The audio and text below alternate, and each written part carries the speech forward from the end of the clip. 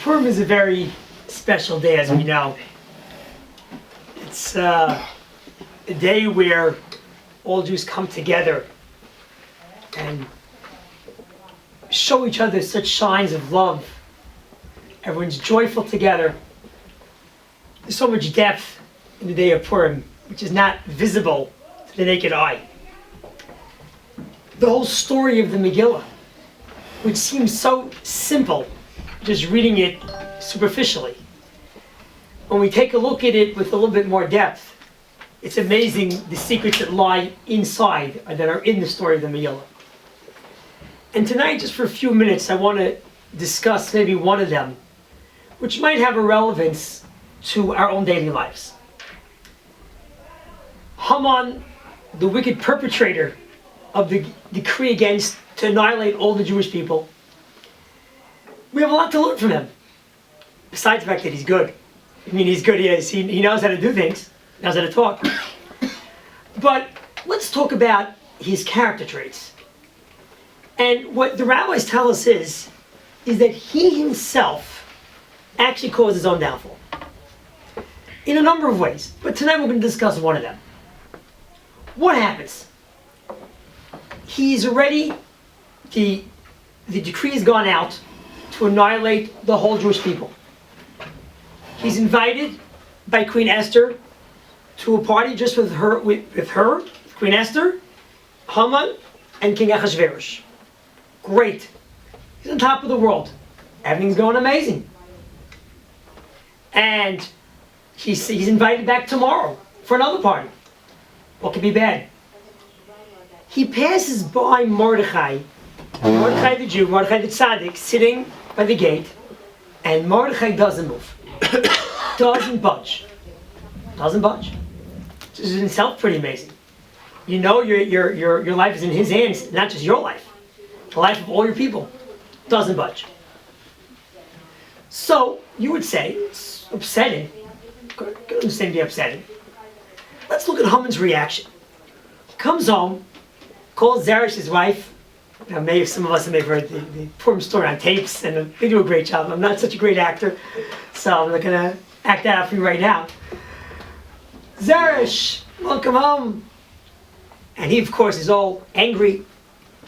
And he starts telling them about his wealth, his fabulous wealth and his honor. And he tells, I was invited, and I'm invited back tomorrow to the king's party. And then he says a starting line.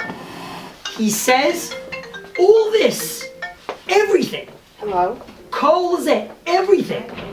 Not worth it. Einenu shava li. It's not worth it to me. Mordechai the Jew is sitting there. Can't take it. Can't do it. Can you imagine? He's wealthy to kazoo. Whatever he wants.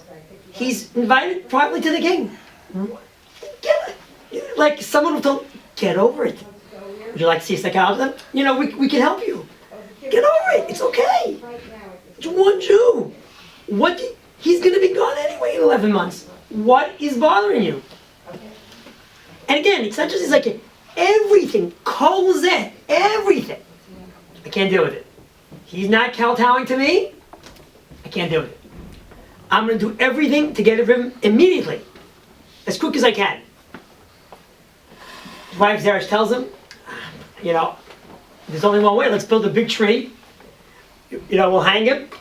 You'll be sitting with the king at the party. It'll be great. He's very happy. All right, at least I've assuaged my bad feelings. He's so excited. He comes running early in the morning, in the middle of the night actually, to go tell Ahasuerus about this. And this is where the story starts to unravel. Because of his tremendous haughtiness, as we just described, that he can't stand one single Jew who's not bowing and flattering him. He tells, when Ahasuerus asks him, you know, I want to honor someone, you know, what would you do for someone who the king wants to honor? So what's Haman thinking? It's me. That's it. Who else would the king want to honor? And of course the proof is, I was invited privately to the king's party. So he of course has eyes on the kingship, because he's already second command, can only go one way up.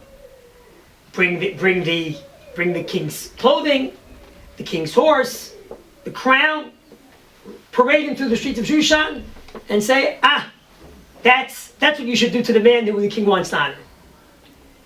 And if you don't think Achashverosh thought for it, he said, wait a minute, we got a problem here. Haman has got his eyes on the kingdom. He really wants to take over. I'm sure Achashverosh realizes that it's Haman is whoever's going to say that, and he knew his advisor. He knew Haman pretty well. So he says to him, "Go do it to Mordechai the Jew." That would have never happened had he just gotten over someone like not flattering him. This would have never happened. But he couldn't live with it. He couldn't live with it. To me, there's a tremendous lesson here for us, is that sometimes we get stuck in ourselves and we can't see outside. All we see is ourselves.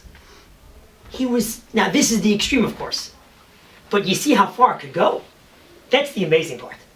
That you have everything in the world, everything, and you say it's worth nothing. Zero. I can't live with it. If we as human beings don't learn to control some character traits that lead us astray, then you could go to places and you self-destruct. That's the lesson I think you see. Haman self-destructed. He caused his own downfall. And the rabbis tell us this. He did it to himself. He did it to himself with his own bad character traits. And if he'd just gotten over it, the story would have turned out different. But he couldn't. He didn't develop that sense of self, that it doesn't really matter so much if not everyone in the world, flatters me. And I think that's a lesson for us too, in terms of how we deal with others. Sometimes we feel slighted, and we can't get over it. How did he say that to me? Chutzpah.